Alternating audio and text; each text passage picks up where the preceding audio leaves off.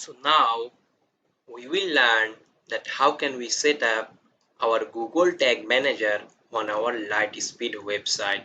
So it's a new platform and I think all the people know about that. So now let's begin. So now you can see that this is our Google Tag Manager account, right? And this is our container also. And this is our, like, if I go the home section, this is our Lightspeed website backend, right? So now we have to go the design section. If we want to set up our Google Tag Manager, then you can see a theme editor section.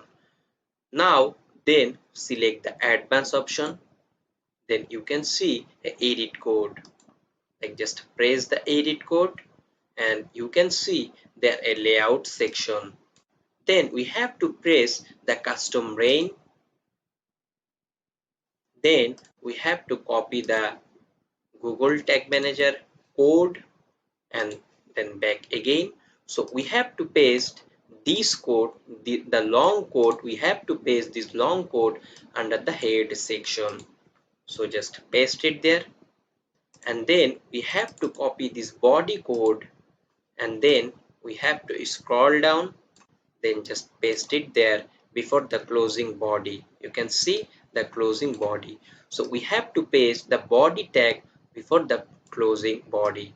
So now if I just set up, like if I do the save, so now Google Tag Manager just set up on our website. So now let's check that it's working or not.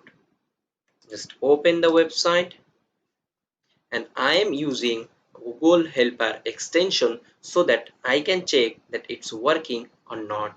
So just press the enable and refresh the page again.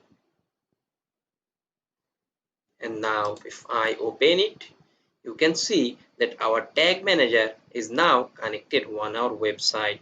So the last three word is M6C, and if I go the tag manager, you can see that it's same also. That means now the tag manager is connected on our website.